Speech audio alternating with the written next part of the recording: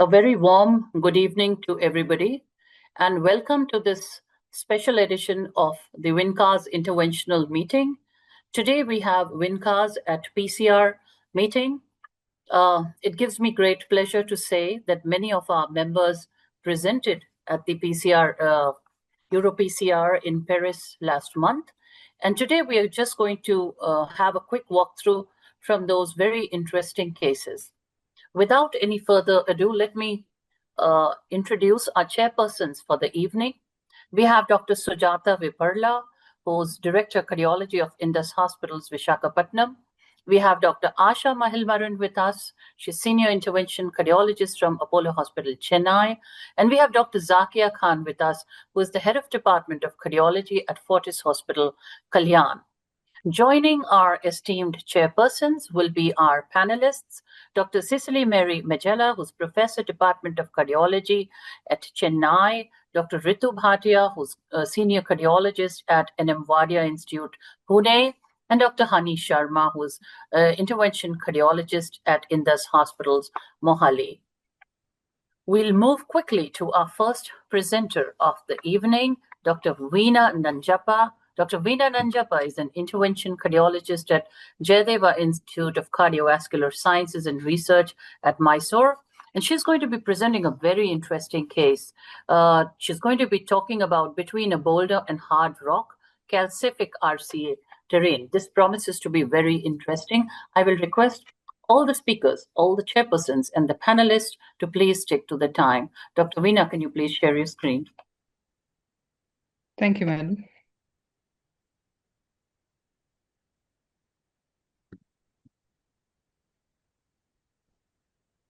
Good evening, everyone. Are my slides visible? Yes, your slides are visible. They are on full screen and you are audible. Thanks. So, proceeding with the case between a rock and a hard place. This is a case about 62-year-old gentleman who presented with an STEMI, who also had recent CV in the form of cerebellar stroke. He had residual gait ataxia at presentation. Patient also had moderate CKD with serum creatinine of 2 mg per dl and his eGFR was 50. His left system on angiogram was fairly normal, and this was his right side of angiogram, which showed that there was a tortuous RCA, and you can appreciate the fact that it is a Shepherd-Crook RCA.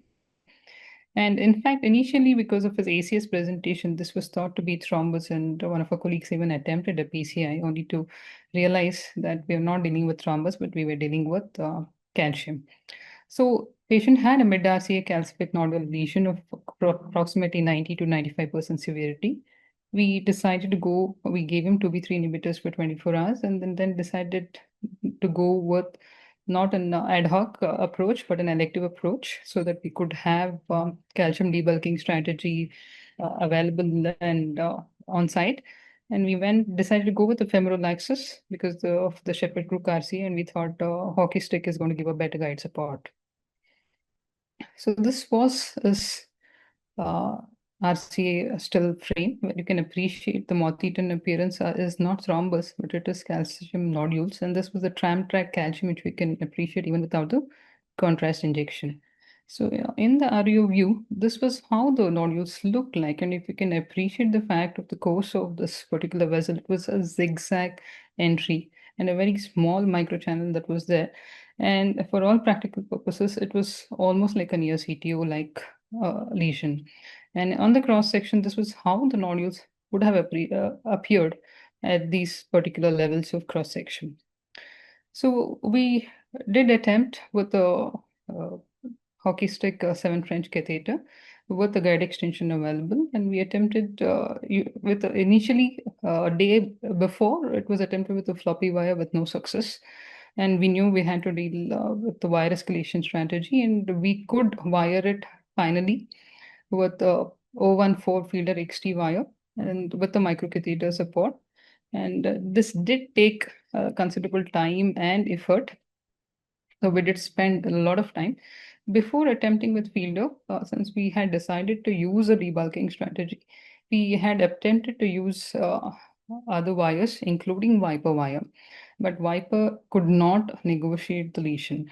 So finally, with the effort and difficulty, we were able to get the Feeder XT across the lesion. And despite multiple efforts, we could, however, not manage to pass a microcatheter across the lesion. And this despite anchoring a balloon in the side branch and also taking, guide extension catheter to offer more support. We could not negotiate the microcatheter across the lesion. Now, we were not brave enough to remove the wire to reattempt it with a wiper. And because it did not succeed in the first place, and we could not pass a microcatheter despite having a backup guide support and balloon anchoring in the side branch. So finally, we decided to take a 158 millimeter balloon, but that could only go into the mouth of the lesion. So we jammed it into the mouth of the lesion after multiple efforts. And then we deliberately did a granuloplasty, which is basically going very high pressure with a small balloon, say 24, 28 atmosphere, till it actually bursts. So it was an intentional bursting of the balloon in the mouth of the lesion. So this was aimed at achieving at least a micro crack or making the mouth of the lesion a little wider than what it was before. So this was how it was to begin with, and this is after granuloplasty. And you can see that the mouth of the lesion was a little more funnel-like than what it was threadbare-like before. And then again, we reattempted to take the microcatheter, but we couldn't succeed. Then after, since all the efforts failed at it, we thought we will give a final try with Viper, since we've at least made a small, the mouth at least being a little more better, and the zigzag pattern of the track had become a little more vertical. So we reattempted to wire with the Viper, and we could post granuloplasty take a Viper wire, which crossed the lesion. And afterwards, after the Viper crossed, it was a straightforward orbital atherectomy, which we did both in antegrade and retrograde direction of Sandy. Initially, we did with slow runs of 80,000 RPM. Later in the vertical segment, we went with a higher speed because the vessel size was definitely bigger. And post orbital hysterectomy, and we used a cutting balloon 3 into 10 Wolverine for 12 to 14 atmospheres. We did an IVUS. I'm sorry, I couldn't retrieve the images on the IVUS. We demonstrated a lot of cracks in the IVUS, and we got the size of the vessel to be anywhere between 4.75 to 5 millimeters. And thereafter, we did a sequential pre-dilatation with non-compliant balloons ranging from 354 and 45 at high atmospheric pressures. And you can see that there's still some amount of waste, even after, despite having a 45 balloon dilatation. And we proceeded with stenting. A stent was deployed with the help of a guideliner support. A 4 into 28 everolimus stent was deployed at high pressures till we thought the waste was a little more better with stenting.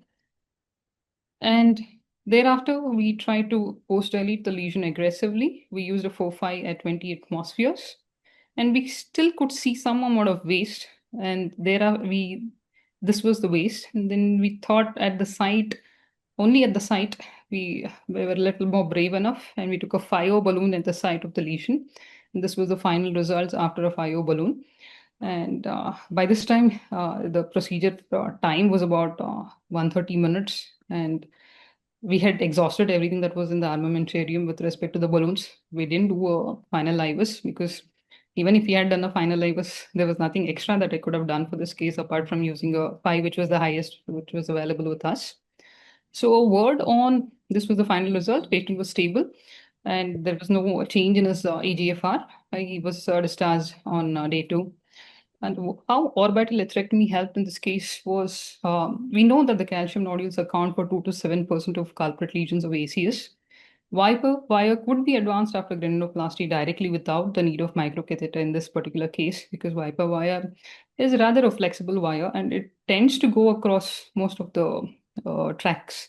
But somehow this was a lot of zigzagging that was there, which Viper couldn't negotiate in the first go. It was a microcatheter uncrossable lesion. And once Viper was beyond the lesion, we could go in with the atherectomy device in glide assist mode. It helped bidirectional sanding, and we could go with higher RPMs as the vessel size was bigger. No flow or slow flow was not encountered because we did deal with a lot of patients, and the patient was hemodynamically stable throughout. Auditory and tactile feel helps in the procedural guidance, and imaging helps stratify the debulking modality. But in a lot of instances like ours, it can only be done after the ablation, as the lesions are really critical and it doesn't allow a small 1O balloon to go through it. Forget about 2.6 French profile IVUS catheters. And a word on the calcium nodules. We know that we have two types of calcium nodules, the eruptive, which are more deformable and they present more in ACS milieu, and the non-eruptive calcific nodule or the protrusive nodules, which are more stable sort of nodules. In our case, probably we had a mixture of both because the milieu was ACS. The kind of unyielding nature that it sort of presented to us was like that of a protrusive nodule. And very interestingly, though eruptive nodules are more deformable, there's a higher rate of TLRs that follow up simply because of the situation, clinical situation which they present, that is the ACS situation. So another interesting thing is these kind of calcium nodules tend to develop in the mid RCA. This is an amazing paper which I came across. So what happens is the flanking regions of the bends, they tend to develop a large arc of calcium because of dense collagen calcification. And this mid RCA segment are prone for necrotic core with calcium, which tend to rupture and eventually develop into eruptive and subsequently over a period of time develop into protrusive nodules. So these hinge-like movements, the ostia, the bifurcations, the mid-RCA where the brands are there, they are prone for nodules formation. And the combination of tortuosity and nodules and hinge motion may increase the risk of stent fracture in these patients, and hence the reason for higher TLRs. Thank you so much. Thank you, Dr. Veena. That was an amazing case. Very interesting case of calcific nodule, which is still considered as the Achilles heel of coronary intervention. Couple of very interesting points in your case. The first point is that this was a microcatheter uncrossable lesion. And the moment we say it's microcatheter uncrossable, rota becomes out of the picture because typically it's very difficult to cross the rota wire without a microcatheter over there. Orbital atherectomy is always a good choice in a nodule because in a nodule we typically think only of an orbital or we think of shockwave lithotripsy. And the lesion being so tight, there was no question of taking a shockwave. Imaging catheter, it was uncrossable also, so imaging was not going to help us in this situation, but you had a great visualization of the nodule. The orbital atherectomy wire particularly is very useful because it has a floppy tip, and that's what helps us to negotiate it. Initial granuloplasty is very well appreciated in your case because probably that gave you the chance to go in. Couple of things which I also think that can be done in this case. The only calcium modifying technology which you can take over in coronary wire is the laser system, and that would have been one option, but provided it is available at your center because laser is selectively and available at few centers. Is it available at yours? No, not yet. No. So laser is an option which can go over the coronary floppy wire which you are using. So that sometimes makes life easier because it creates the cracks so that you can take the microcatheter in. So that is one thing which we could have done.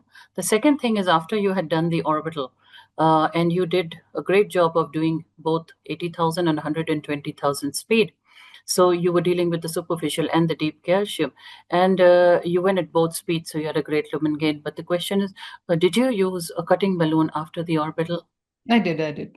Okay, so the cutting balloon is a good option after the orbital because it really helps us to gain more cracks and more lumen gain. And in the final, did you use an OPNNC? No. So I think that would have been one more thing which could have helped us in this case because many a times I like to finish it off with an OPNNC. It gives us a great result, especially after you've done all the bed preparation, placed the stent, and then you're in a very safe position to go in with the high pressure OPNNC, and that also sometimes helps us in a great way. But all said and done, a very great case with a great end results. Over to the chairpersons and the panelists for their comments, please. I would like to ask Veena, was your support with the Shepherd Crook enough? Should you have chosen EL1? Was your guide extension throughout the case inside, or you had removed it at some point of time? While trying to take in hardware, I had my guide extension. With it, I had used a hockey stick, 7 French hockey stick with 6 French guide extension catheter. Yeah, I was feeling that the hockey stick wasn't giving that much support for your micro or anything. Would Amplats would have been a better choice as a guide? That's what I was thinking. I'm very comfortable with hockey stick in shepherd crook as Okay, well. okay, okay. Maybe. I mean, it's a Because judgment. I think it was definitely backing out a lot. Or did No, it provide good support? I didn't have issue with guide backing out. Oh, you did not. The other thing I wanted to note, a good IVAS food definitely would have helped, because IVAS, it's easier.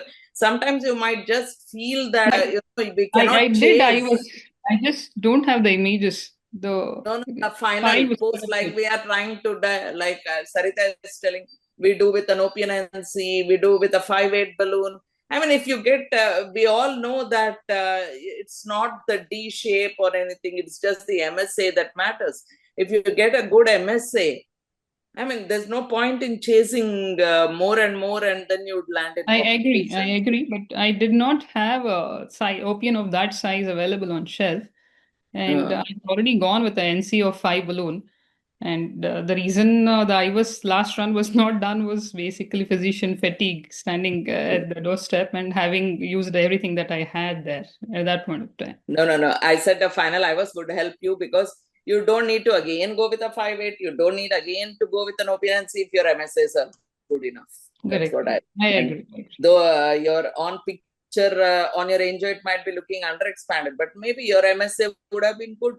You're not No, looking at an MSA. the final result seemed fine, and the stent push showed a relatively well expanded frame of stent.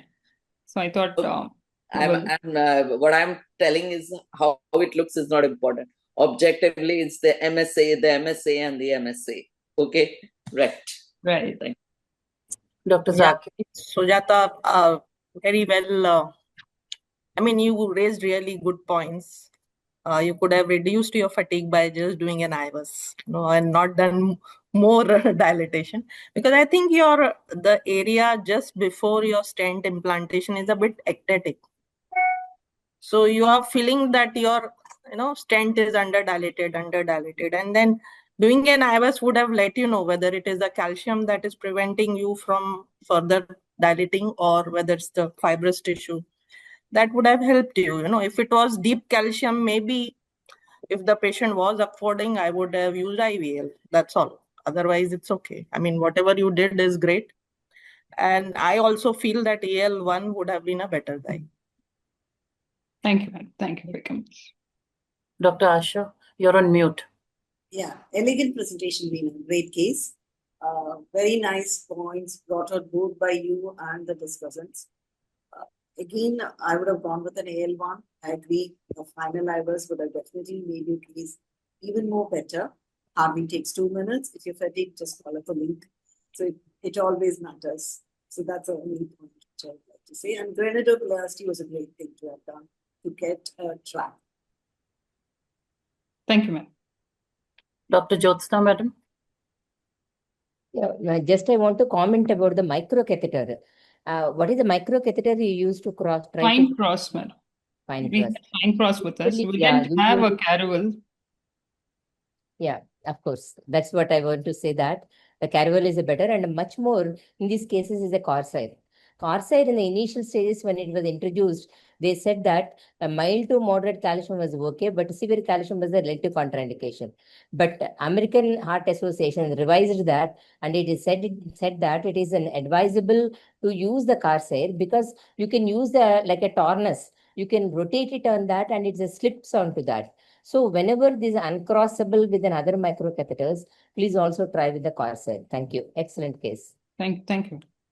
Teleflex Dr. Veena. LP, there is one more Yes, ma'am. catheter. Teleflex LP, low profile. Future will be having these very low profile microcatheters. There's also another one. But granuloplasty, absolutely stunning.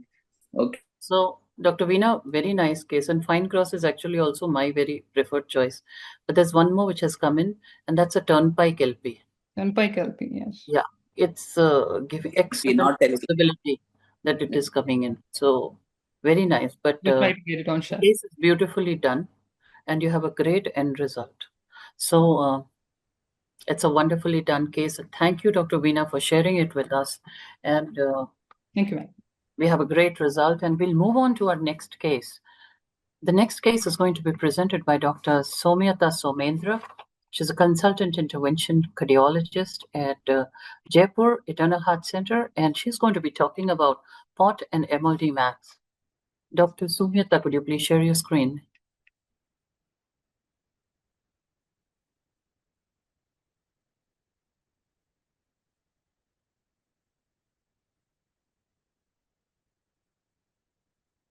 We can see your screen.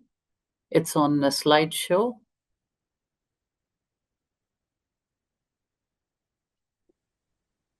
Good evening, everyone. Am I audible?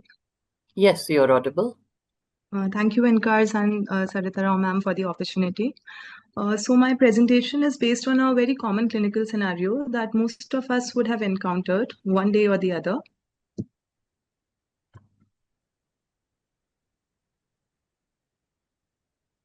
Are my slides moving, ma'am?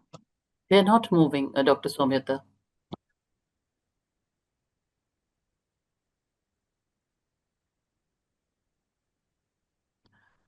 We are requesting for remote control of your computer. Please give it. Ma'am. Yes, ma'am.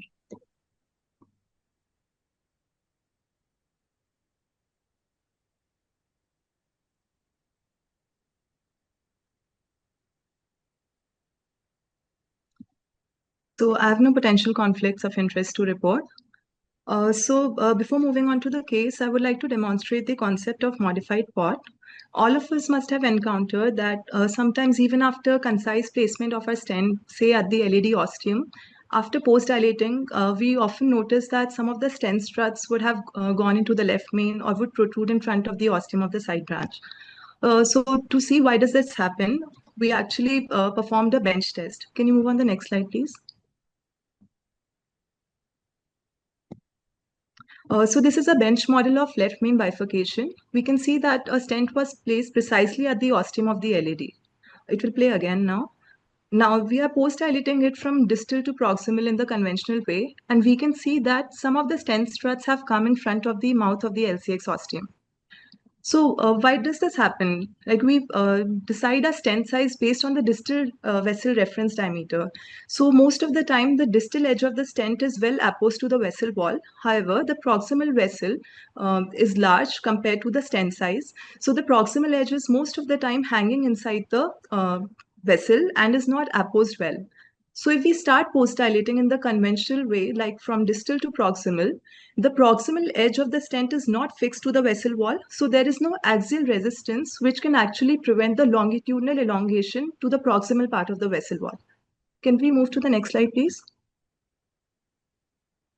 However, in this video, if we see that when we start post-dilating from the proximal to the distal part, that is when we fix the proximal edge first, the proximal edge gets fixed to the part where it was initially intended to be placed, like the LED ostium here.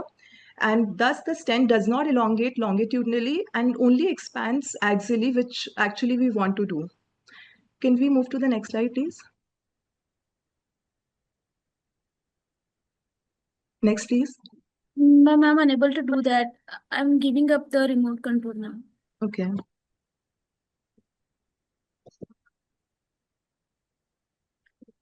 So this is again a similar bench model of a stent placed in a long left main. We can see that when we are post-dilating it from distal to proximal, the stent is getting elongated proximally.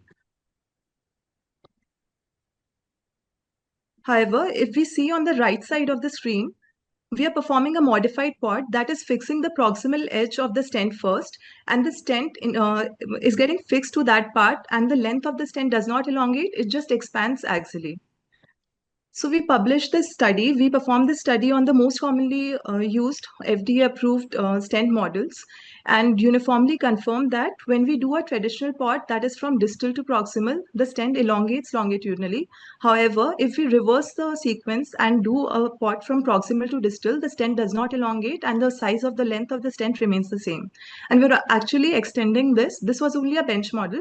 We are extending this to a IVIS-based study, which is about to be published. So with this background, I'm moving on to the case quickly. Our patient was a 60 years old male with unstable angina for a month. He had normal EF, normal valves, and normal lab parameters. So this is his diagnostic angiogram. We can see that this is a left main bifurcation lesion with a diffuse long lesion in the LCX and ostial lesion in the LAD. So the syntax score was 24, and it was a Medina 011 classification, which was a true bifurcation according to definition criteria. So it was a no-brainer upfront two-stent strategy. So our initial plan was to do a culotte starting from LCX. The lesion length was actually would require a stent length of more than 38 mm, and such a stent platform was not available at that time. So we changed our strategy and decided to do TAP with LAD as a main branch. Although in retrospect, we do realize that the anatomy is not that suitable for TAP. However, we routinely do TAP with a DK manner, double kissing manner with initial distal recrossing, so that the side branch vessel wall opposite to the carina is well covered with the metallic part of the stent. And as we can see that after kissing, with the initial first distal recrossing, the wall opposite to the carina is covered. So very little metal protrusion is required by the side branch stent, and the result would be almost like a T. So we went ahead with the PCI. We pre-dilated LAD with 315 NC balloon and put a 3.530 mm DES from left main to LAD. After this, we did a pot with a 4.5 mm NC and then performed our first kiss with 3.5 and 3 mm NC balloons. This was followed by stent in the LCX of 3.5 into 34. And we actually precisely placed the stent using stent boost, also confirmed the position of the stent by IVIS before placing it. We already marked it with the IVIS catheter. So we ensured that there was only a minimal protrusion of the side branch stent. So after deployment of the stent, we performed a second kiss with 3.5 NC balloon in both LAD and LCX. And after a report, we did an IVIS run from LCX to left main. So this is the IVIS run from LCX to left main. If we see it, distally the stent was all right. There are no peri-stent issues. However, as we are coming towards the neocarina, we can see that there is a very, very long metallic neocarina, although the ostium of the LCX has an area of 11.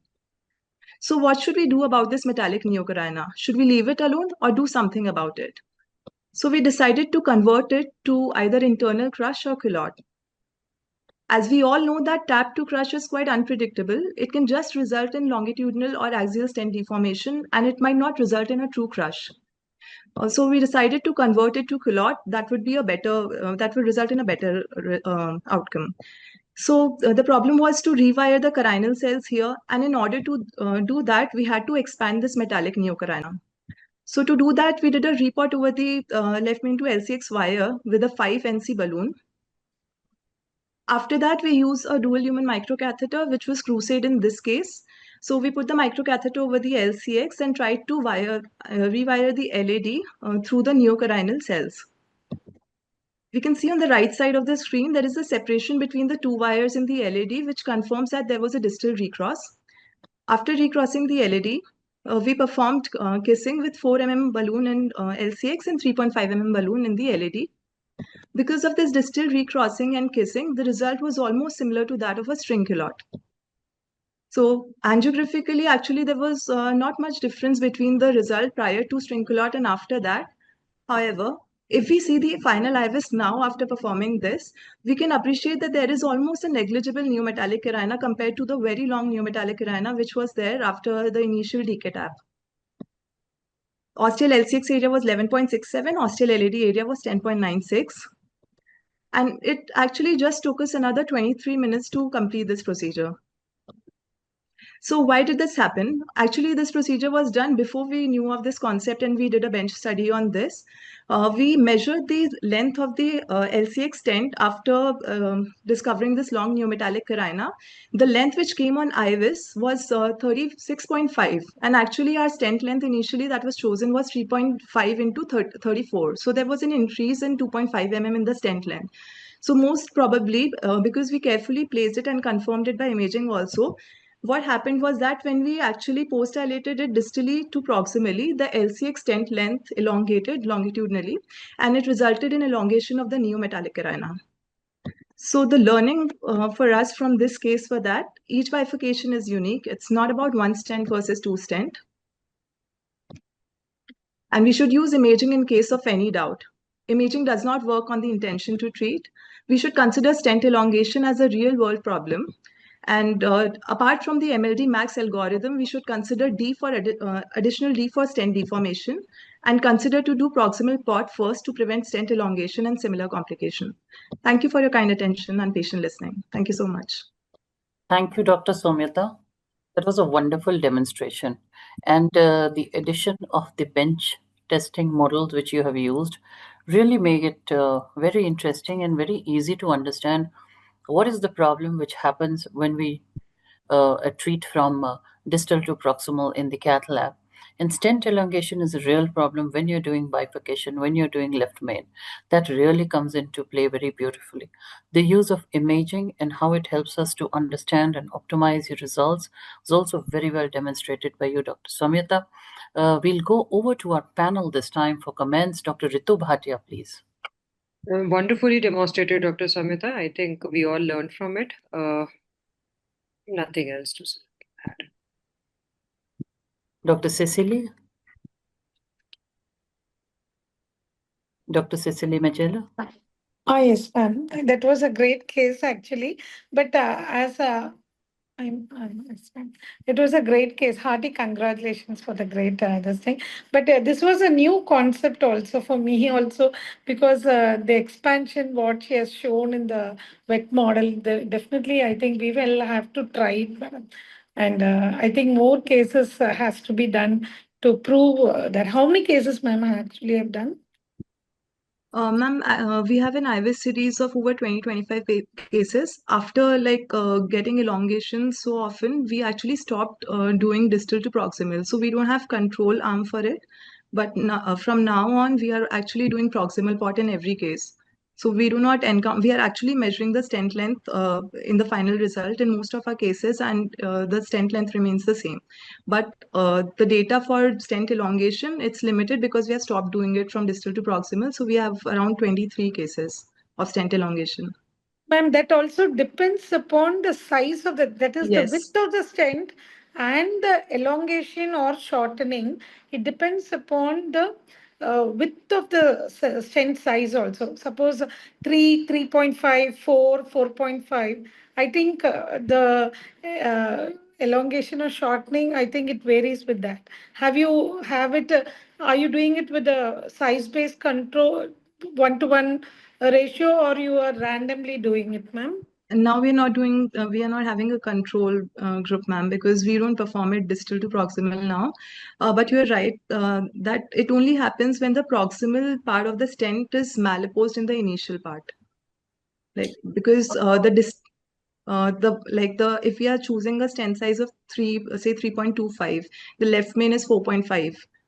This kind of elongation will be seen in those cases. So it holds clinical importance in bifurcation lesions and lesions where you have to have a very precise ostial placement of the stents. Otherwise, it actually does not matter. Like in RCA, it's usually. Yes, ma'am. In our personal experience, we have seen certain brands of stents only having elongation like this. Not all brands. Yes, ma'am. So I don't know what is your experience. We have tested. Only certain brands have issues. In fact, in their sizing also, if they say it is 48, it turns out to be 52, something like that. So I don't know. We'll have to discuss with all brands. Do they really recommend this? Yes, ma'am. We have I think tested it LSD on. has been demonstrated in many stent types, even though sometimes we feel that synergy has a little more late stent deformation. But late stent deformation has been reported in all kinds of stent. And you have an excellent paper presentation as well. She's talking more about stent elongation. So supposing you're taking a 3 or a 3.5 stent tracing at the left main, and then you're doing a pot with a 5 or a 4.5, then the stent elongates. It's not. She's not talking about stent deformation. Right, Soumyata? Yes, ma'am. Because when you oversize balloon, the elongation happens. Yes, ma'am. Okay, may I One more interrupt thing, for a ma'am, point? about longitudinal stent deformation. Modified pot will also prevent it, because if you when you fix the mallepost proximal edge of the stent first, then while manipulating the guide, longitudinal stent deformation will occur less often when you're post dilating from distal to proximal, because you've already fixed the proximal part. So it's very unlikely that the guide will hit the mallepost part and cause longitudinal stent deformation as well. And we tested this with three platforms: Zines, Termo, and Boston, ma'am. I Did it have a happen? basic question. Did it Sorry, I happen have with a all? basic question. Yes, ma'am. Generally, pot is done with a proximal sizing, and the distal edge of the stent should be done with the reference of the distal. So Yes, you need ma'am. to use two different balloons, but you have used the same pot balloon distally and proximally. Is No, that ma'am. so? No, ma'am. I'm talking about long left main lesions. If there is a long stent in the left main, and then we have to do a pot from proximal to distal, like leaving the carina and then doing it from proximal to distal. Otherwise, in the bifurcation lesions, then instead of performing, like if you're using a 3.5 balloon in the LAD stent, it's better you start with the ostial part first rather than going from distal to proximal, so that the new metallic carina does not extend more at the So I think bifurcation what point. she's saying, this is actually very well written and documented in literature. And the European guidelines already endorse it, that whenever you're doing a pod, it has to be proximal to distal. And the reason that has been quoted is the stent elongation only. So it's already written in that. What was interesting is that she did a bench testing to prove her point, and then she went on into the cases. So this is already documented that you have to do it from proximal to distal. What happens in India is that typically we don't use a lot of New York equipment. The balloons that we use are typically Oxford, and which is why we tend to go distally first and then dilate the balloon and then come proximally. That's an issue of hardware, which is why we go distally. But we have to keep in mind that this is what happens when you start distally and you come proximally. The elongation occurs, and we get into trouble many of the time. So that is a point worth keeping in mind very well. Well demonstrated. Dr. Somyata, great case. Thank you so much. Thank Now, you.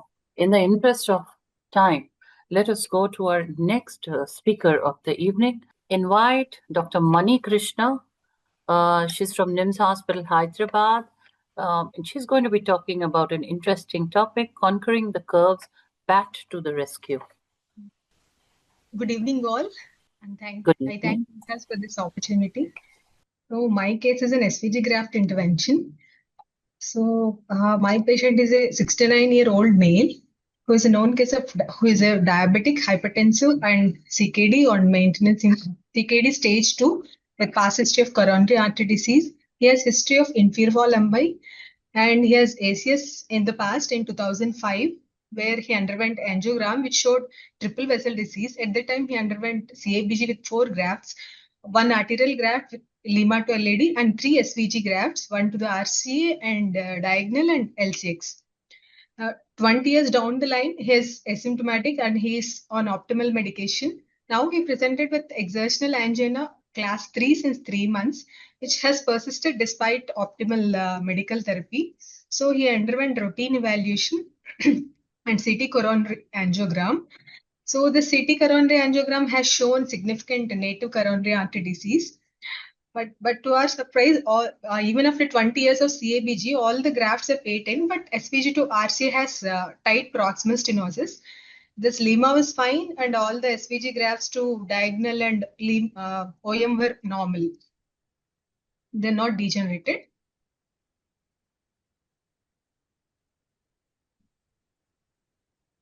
And his ECG has normal sinus rhythm. There are ST depressions from V4 to V6, and 2D echo, his EF is around 47 with mild LV dysfunction, and all the valves are normal.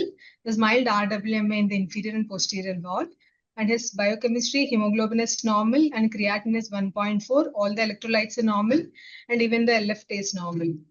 These are the initial angiograms of the patient, where we could see in the first video, this is the SVG to RCA graft where the anastomotic site is complete here. It is completely normal, and the PD and the distal RCA is filling through this graft. This is the same SVG graft angio in a levo view, where we could see the proximal SVG to RCA has tight stenosis, and proximal to the tight stenosis there is a sharp hairpin bend, and this is his native RCA. This is native RCA injection, where we could see long length of CTO is more than 20 mm. So here comes the question of treating either native coronary vessels or graft intervention. So as per the recommendation, it's always preferable to treat native vessels rather than grafts. But here, the length of the CTO segment is more, and even if the antegrade wire goes subintimal retrograde through this graft may be difficult, because crossing the stump may be difficult through retrograde. So we have chosen graft intervention over native coronary intervention in this case. So while in graft interventions, the possible problems might be this sharp hairpin-like bend, which is seen here, that can cause a problem. So we have chosen graft intervention over native coronary artery intervention. Sorry. Going to the next slide. So actually, we thought of, because of this hairpin bend, we thought of AL1 would be a better choice, but AL1 is not at all engaging at all. So we went ahead with JR guide, and the routine workhouse wise is crossed, but with every balloon, no balloon is able to track this hairpin bend every time the guide is backing up. So we tried with stiffer wire, filler XT, or double wires with buddy wire technique, but no balloon is as only the smallest 1.52 balloon was able to pass, but it is not tracking distally to the site of lesion. So we took a guideliner. So even the guideliner was not able to track through this hairpin bend. So what we have done was we have taken a small balloon of 2 mm into 12 size, which was placed just after this hairpin bend, and we inflated it. With that inflation, we tried to track this guide extension catheter. So this guide extension was positioned well just proximal to the lesion with the help of this 2 mm balloon. So stiffer wise and buddy wire techniques were not helpful in negotiating this hairpin bend, but only this balloon assisted tracking was helpful in negotiating this hairpin bend with so that guide extension was able to track this hairpin bend. So this is the same balloon assisted tracking of the guide extension catheter. So initially, normally in SVG graft interventions, predilatation is not recommended because the lesions will be very friable and the chance of embolization is also more. So, but still here the lesion is very concentric and very length of the lesion is less and it is looking fibrotic. So we thought of predilating it first. So even for predilatation, we need to we used 3 and 3.5 balloons, and then we were able to predilate the lesion.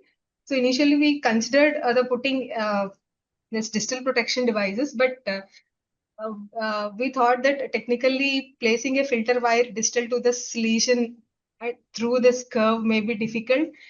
And then now the ESC recommendations says that only high risk graft interventions where the plaque volume is more, where there is diffusely degenerated lesions in patients with advanced age, we can routinely use distal protection devices. But in our case, it's not a high risk SVG graft intervention except for this curve. So the lesion plaque volume is less and it is very much localized. So we have given up the idea of putting a distal protection device in our case. It was predilated with 3 and 3.5. After predilatation, while removing those this predilatation balloons, every time the guide is backing up. So every time we have to reposition this guide liner with the help of balloon assisted tracking, and then we have to predilate it. So this is the, after predilation, this is the injection showing, this is the video showing lesion preparation.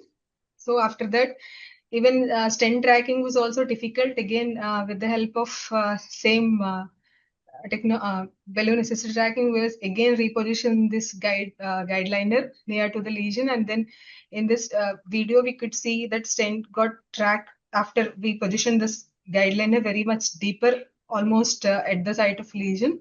At that position, we were able to track this stent 4 into 12 resolute integrity. So we checked the stent position in two orthogonal views because many times we inflated this 2 mm balloon in this proximal part of the graft where there is no lesion. So we checked for any dissections in that area in all the views, and then we deployed the stent. This is the stent. This is the video showing stent deployment. Here we can see after stent deployment, there is definite waste is there. It looks underexpanded. So normally in SVG interventions, post-dilatation is not recommended, but here the stent looks very much underexpanded with the waste. So we thought of going ahead with post-dilatation because there is no reflow phenomena noted during this intervention. So the lesion looks simple. So we went ahead with post-dilatation as well. So this is the post-dilatation with 4 balloon, and this is the even after 4 balloon, still the waste is visible. Even for tracking the post-dilatation balloon, every time we need to use this balloon-assisted tracking again and again because every time the guideliner is coming back while removing the balloon. So we used multiple times balloon-assisted tracking before stent implantation, before pre-dilatation again, before post-dilatation. Every time multiple times we need to do this same balloon assisted tracking for this case. So this is the after stent deployment, we tracked with the help of a balloon inflated within the region of stent so that damage to the graft will be minimized. So this is the post dilatation with 5 mm balloon, and this is the post dilatation 4 mm balloon, and these two are the final results where we could see that there is well expanded stent. So in our case, balloon-assisted tracking of guide extension catheter was helpful in completing the case. So my take-home message is this embolic protection devices are more useful in SVG graft interventions if there is large plaque volume, if there is a visible thrombus, if the graft is severely degenerated, or if there is diffuse lesions. In low-risk cases, we can consider graft interventions even without EPDs. And the second take-home point is avoiding loops in grafts while doing CABG will help to minimize future PCI, as it helps in negotiating coronary devices. And this guide extension catheters are useful in navigating through these difficult bends. So if all the measures fail, this BAT has helped us in tracking these difficult bends. Thank you, ma'am. Thank you, Thank you, Dr. Manikrishna, for that wonderful presentation and demonstration of balloon-assisted tracking, and also of the use of guide extension catheter in a particularly difficult bend in an SVG graft intervention. And the case went on well. And did you think about using maybe an extra support wire, or maybe using double wires? Double wire we used it, ma'am, but it was not helpful for us. We thought of better if we have Grand Slam or any other support wires, but that was not the Grand Slam? No. Okay.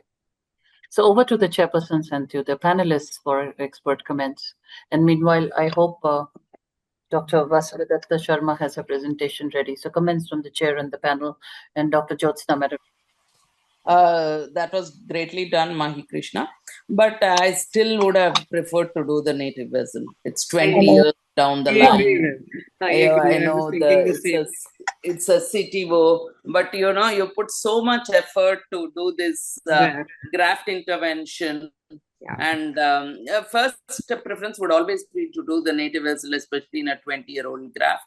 And yeah, you use the standard technique of putting the guideliner in. We have two techniques, the balloon assisted, and the other one is just inflate the balloon distal to the guide extension, the inchworm technique. So it was well done, and you had a good result in the end. Yeah, this balloon assisted tracking is a well-known factor, and it acts actually many times, even in the calcific lesions, whenever you are not able to pass the guideliner, the more distally, just come out of the guideliner, inflate, and do by inch pushing. And one thing what is required is, once you reach to the lesion, don't leave the guideliner there and do the balloon dilatation and come out. Once you balloon dilated the lesion, you have to track the guideliner over the lesion and put the guideliner beyond the lesion. So that actually when you take a stunt, then it is like a unsheathing the stunt. You have to take out the guideliner so that you can deploy the stunt. So once that is over and you give a small test and see that, yes, there is an under expansion, again you have to put that over the stunt. So the major thing is the guideliner should be go beyond the lesion, so that you don't have the so many times coming and going. We Fortunately, can avoid so many crackings again and again. yeah, so many things that can damage. And 20 years not produced in any lesion and now produced a lesion is likely to be very fragile. So I wouldn't have been much worried to do a harsh or a rough work on this type of an SVG graft. As everyone said, of course, native is always good. Even though it's looking down, that type of the lesions can be then hooked very well with the multi-purpose and it can be done. Yeah. It's at present, this procedure is good. Thank you.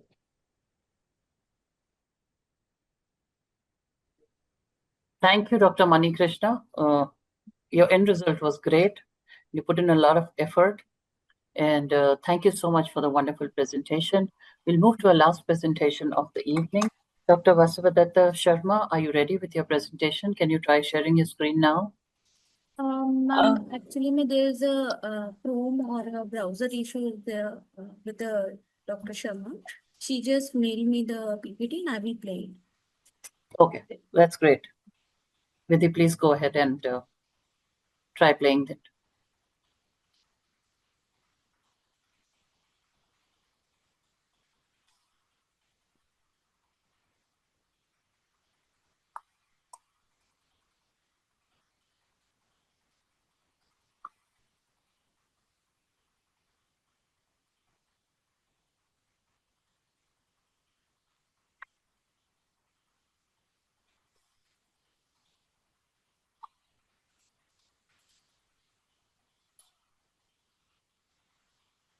Yes, we can see the presentation.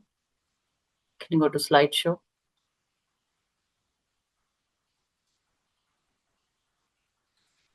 Yes, so good evening, everyone. Today, my case is the left main dilemma and inferior wall STEMI. So I have completed my residency last month and I submitted this case during my residency to EuroPCR and luckily it got selected. So I'm a very young cardiologist among all you respected cardiologists. So this is a 36-year-old male. He is a young patient. He's a hypertensive. He had chest pain since last 6 hours since presentation. And ECG is shown here. ECG had acute inferior wall MI with elevations in leads 2, 3, and AVF. And his echo showed inferior lateral and posterior wall hypokinesia with a good LV function. So in our, we took him for a primary PCI, loaded him with aspirin, ticagrelor, and a statin, and as per the guidelines, went ahead with the primary PCI. So his CAG was done. So there was, according to the ECG, we are suspecting maybe the lesion could be in circumflex or RCA. So, but to our surprise, we found that there was no obvious lesion in LCX or RCA.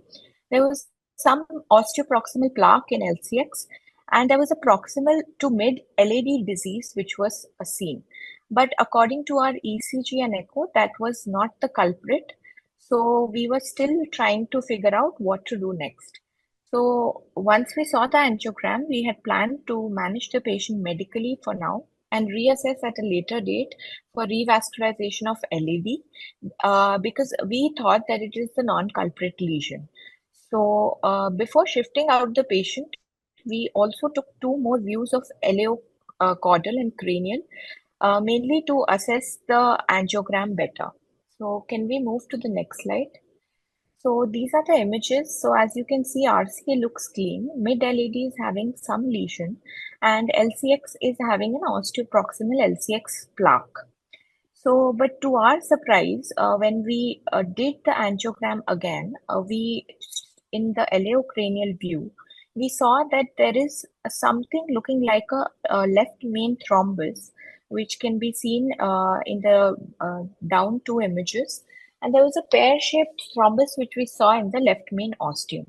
So on reviewing the previous images carefully of the angiogram which we have done, we noticed that even in the previous angio of eleocranial, there was some haziness looking like a thrombus in the left main. And one had to carefully look at the left main ostial reflux to visualize this thrombus. Surprisingly, that reflux was also reduced. So next slide, please. So we changed the plan. Instead of shifting the patient out, we decided to take a 7 French radial sheath with a Judkins left guide, and we did a thrombus aspiration of the left main as the first step. And on the subsequent angiography, we did not notice that there was any thrombus in the left main. Now, next we did the IVUS of the left main to see whether there were signs of any plaque rupture or any major plaque in the left main, which we were suspecting. And at the same setting, we did IVUS for the LAD and osteoproximal LCX also.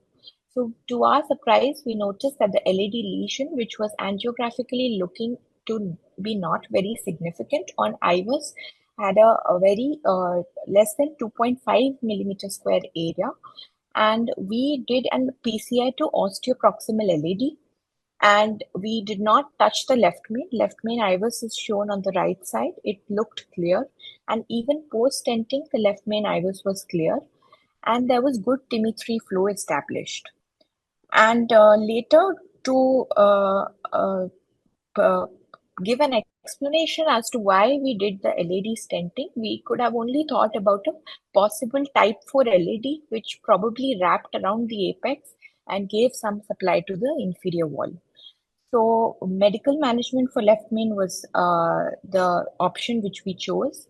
And we observed the patient in ICU for 2 days and discharged on day 3 of hospitalization.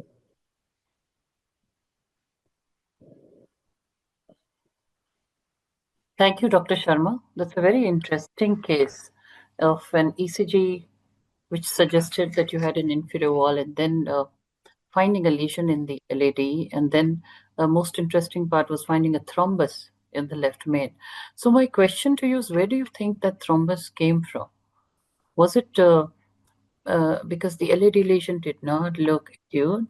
And do you think the thrombus came in from the guide cath, or you had a thrombus which came in from the LAD lesion? Where do you think the thrombus in left main came from? Between the two angiograms, ma'am, there was a delay of 5 minutes where probably the catheter was hooked to the left system and it was sitting there. So it could have also been a guide-induced thrombus which could have come there, which was probably missed earlier. Also, Awesome. ma'am, what I think is doing an imaging before doing a thrombus aspiration would have given me a better clue about whether there actually was a thrombus or not. So when you did the thrombus aspiration, did you find some thrombus there in the thrombus section? Ma'am, 2 very small bits, I would say, I could see outside, but it's still not confirmatory. One of the other things to explain the inferior wall ST elevation is you can get it in a mid-LAD disease. You can have an ST elevation in a wraparound LAD when there's a mid-LAD Yeah, lesion. absolutely. Wraparound does do that many a time. But that LAD doesn't look like... Yeah, it doesn't look like a wraparound on the angiogram. And generally, Dr. Zakir, your voice is breaking up. in the osteoproximal lesion. Dr. Zakir, your voice broke up totally. Not in the osteoproximal. Okay. We couldn't hear you, Dr. Zakia. There's something wrong with the audio. Can you repeat what you just said? I said generally, mid LAD lesions with a large LAD which goes up to the apex give rise to inferior ST elevation, True. not the left main or the osteoproximal. Very true. Yeah. Looks like it formed in the catheter. Probably the thrombus formed in the catheter. It's probably from the And, catheter. did you have a ACT checked at that time? Yes, ma'am. ACT, we post stenting, actually we checked it, and that was above When you 300. found the LM thrombus, when you found it. No, ma'am. That time I did not. Yeah. No, our concern is for us that LED lesion doesn't look like the culprit on IVUS. And like we are finding something, then we are stenting something else, then we found thrombus there, like the whole thing. I mean, it's not conforming to the guidelines. What do the others feel? So actually, when she did the angiogram, she would have given a minimal amount of heparin because that is the practice all over. That when we just do the angiogram, we give a small amount of heparin, and possibly they had a 5-minute gap between the two angiograms. So possibly there was clot formation during that time, and it came in from the guide catheter, which does happen. We have to understand that Dr. Sharma has just finished her residency, and this is a very interesting case, and this is what we've all done, and we've done it for years later after residency. So we fully know how that happens and how we still train a lot of people, and that keeps happening all the time. So it's perfectly okay. The important thing is that you recognized it and you rectified it. The second thing is that, yeah, we all feel that, that's not a wraparound LAD and the location of the lesion doesn't explain the ECG changes. But what is interesting is that you did have those ECG changes, and why did it occur? So could it be a transient vasospasm in your RCA or in your circumflex that produced it? And vasospasm, we know, frequently disappears. So could it be that, or could it be some form of a vasospastic disease? We don't know why the ECG changes exactly occurred, but it doesn't correlate with the territory that we find on the angiogram, and that's what makes your case very interesting. Just a small advice is that when you one more thing is amazing. have a gap. Sorry, please go ahead. Sorry. No, I just said disengage the catheter when you have a gap. So that always is much safer. Yes. You can always recannulate it. Just disengage and leave it if you have to talk to the attendants. That's a very important point to be made. Yes. And ask your assistant, the nurse, to keep it flush, and always load with heparin before you use it. If you've had a gap, again load with heparin before you use it. These are the small tips to take. Thank you. Madam. Yeah, actually, to know the culprit vessel would have been taken a OCT, because now we doesn't know what is the reason, what is the culprit vessel. So of course, it is easy to say that do the triple vessel OCT and then decide what is the culprit vessel. Is easy to say it, but on spot is difficult. But at least with an LAD, you could have been done an OCT to see that whether it requires a treatment at that stage or not. Yes. Actually, we had a similar case. Report I read a long back. One of the large septal branch, as presented along with the septal MI, not as an isolated inferior MI, it has a supply to the papillary muscles and to this. But this was a long back. I mean, I must have been read about it 20 years back or something. Yeah, Manikrishna. No, like 2 days back, we had a similar case, the typical inferior wall MI, and we did angio, RC was normal, LCX was normal. So we went back and checked echo again. We could see basal ballooning finally confirmed as Takotsubo. So I just want to tell that scenario as well. So possible that there's also been a spontaneous recanalization. That is also possible. Yes. Possible could be vasospastic. Possible it could be stress-induced. It could be so many things that's possible. But interesting case. Thank you.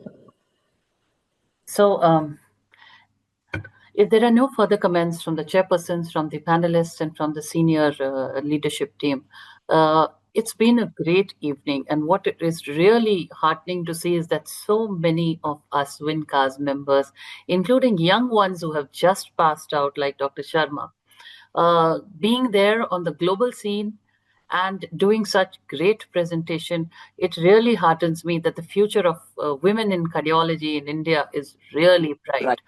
So what the Jyotsna started 16 years ago when she started Wincars with just 4 women. Today we have 500 women strong and also now dominating on the global scene. Really makes me happy. Ladies, it's been a great evening. Thank you so much. Congratulations to all the EuroPCR. Congratulations. Great Thank job. you. Great job.